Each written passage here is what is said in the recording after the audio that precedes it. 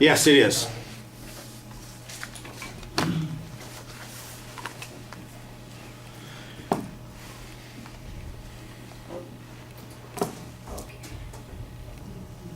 Forward, back, okay.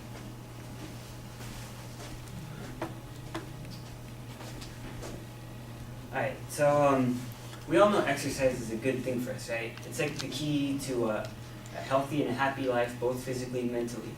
But how exactly does that help? How does doing exercise, improve our bodies? For the purpose of this speech, I'll be talking about the cardiovascular system, which innerbody.com defines as the system that consists of our heart and blood vessels, and it provides our body with oxygen, hormones, nutrients, and all sorts of other stuff around our body. So today I will be describing for you all the benefits that come with doing regular cardio, which include reduce risk of stroke, improved bone density, and reduce stress. Now with strokes usually occur in what are called ischemic strokes, which is when your the blood vessels leading to your brain, which are located like on the sides of your neck, they become clogged, and that essentially suffocates the brain and causes a stroke. And the way doing cardio helps that is doing cardio on a regular basis actually lowers your blood pressure, which puts less of a strain on your blood. That's what causes a stroke when you get a strain. Just real quick, I know this is kind of hard to follow and stuff, but the blue line represents a trained athlete's blood pressure, and the red line represents a normal person's blood pressure.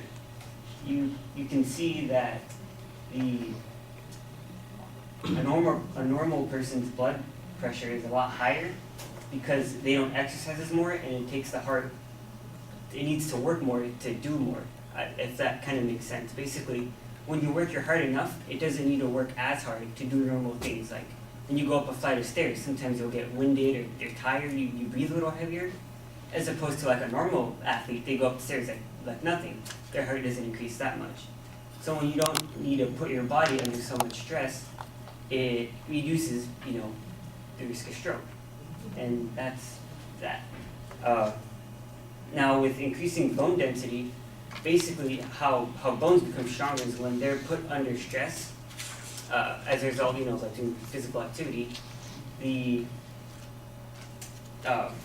bone cells will migrate to the stressed areas and begin a process of laying down new bone by secreting proteins called collagen, according to Livestrong.com. Now what that does, it reinforces the bone. Like the body says, hey, this is being stressed, it needs to be strengthened to deal with that weight, that excess weight, or stress, and by doing that, not only does it increase the bone, but it can also prevent a certain disease known as osteoporosis, which is a bone disease that occurs when the body loses either too much or makes too little bone, according to the National Osteoporosis Foundation. Now, typically that's something that happens with like older age. As you get older, your bones tend to weaken. This figure shows a normal bone as opposed to a person with osteoporosis. You can clearly tell that the bone on the right is a lot more hollow and brittle. Like it almost looks like you can crush it. And doing normal cardio will always keep those bones strong, and they won't get weak, you won't get disease, and they won't break as easily. For my final point is doing normal cardio reduces stress. Approximately 10% of all teens and about 40% of all adults suffer from some sort of anxiety or stress disorder. And a way exercise can help reduce that. This actually kind of applies to exercise in general. This can help, not just cardio. But doing any kind of exercise will release a type of neurotransmitter called endorphins, which the Mayo Foundation defines as the feel-good neurotransmitter, also known as a runner's high. basically it kind of fills you with a sense of euphoria, like a really good feeling. You know, after you do like a good workout, you feel pretty good. It's because of that release of endorphins. And when you feel good, you don't worry about as much, you don't feel as, you know, stressed out about things. You know, we're all in college, we all have jobs, maybe, some other stuff. Stress can get to you sometimes. It can be hard to deal with without stress. Whereas, you know, doing exercise every now and then can help alleviate some of that stress. Real quick, just a quick diagram, kind of reporting the effectiveness of some stress management techniques. You can clearly see exercise is pretty reliable in terms of reducing stress as opposed to, you know, watching TV or just going on the internet and whatnot. It helps. It's been proven that it helps from time to time. So, in conclusion, doing cardio is, you know, a pretty good thing in my opinion. I used to run cross country during high school. I can say that it helped me, you know, with all that schoolwork, going out to run occasionally, it would help, you know, alleviate my stress, and do things like that. It reduces risk of stroke. It, you know, makes your bones stronger so you won't get hurt as easily. It's also very easy to do, you know, you just need a pair of running shoes and you're good to go. You don't need like weights or anything. So all in all, I think it's an easy and a good thing to do.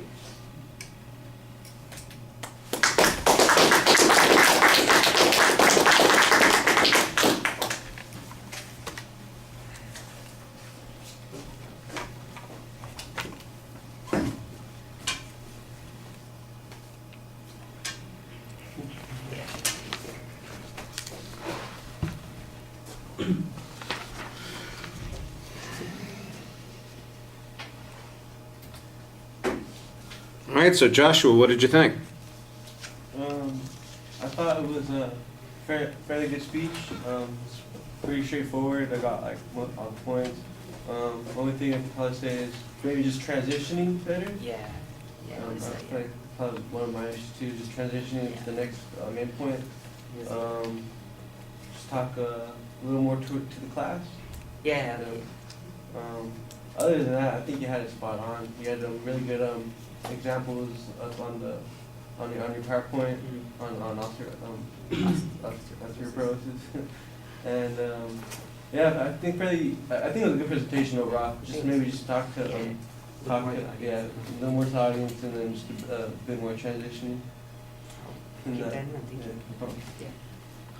All right, well, I'm going to agree with a couple of things that you said. I thought the transitions were the thing that you needed the most work on, especially going from the start of the speech to the first point. It really felt like it was just a sharp turn. I saw a look on your face, you're like, what?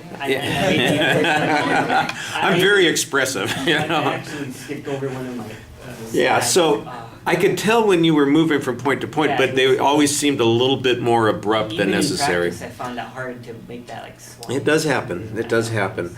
I thought the delivery was pretty solid for the most part. You are looking at the audience. There was one section when you did get kind of engaged with the slide that you were looking at and forgot for a few seconds to kind of turn back to the audience. It's not a problem to look at the slides occasionally. Yeah. What you don't want to do is start giving your speech to the slide. And there was a section where you did that. We're working on delivery things a lot more on the next go-round, so that's not as big a deal. I heard 3 or 4 sources being cited. I think that you could probably do that a little more consistently. It sounded like some of the information came from some of the same sources. And I think the name of the group is Live Strong, not Live Strong. Did I see that? Yes, you did. Yeah. That's okay. So that's just one of those things that you could fix. It's not a big deal. The visuals I thought were pretty solid for the most part. I did think you rushed over that first one a little bit because you start talking about the stroke and you don't really refer back to it after you've made that initial reference to the arteries and veins in the neck, and I think you could give maybe a little bit more explanation on that. The way that the bones respond to the cardiovascular pressure, I got a reasonable explanation. It just seems like it's a strange jump to make to figure out how that works, and so I thought it needed to be a little bit more complete. I like the fact that there was a little bit of audience analysis in the speech. At least it came up in the last section where you were talking about students and why they might need to do this kind of thing. I like the slide that you had where you're showing which decreases your stress the most. Going online never decreases my stress. It always increases my stress. But watching a movie or TV, or then, like you said, exercising, and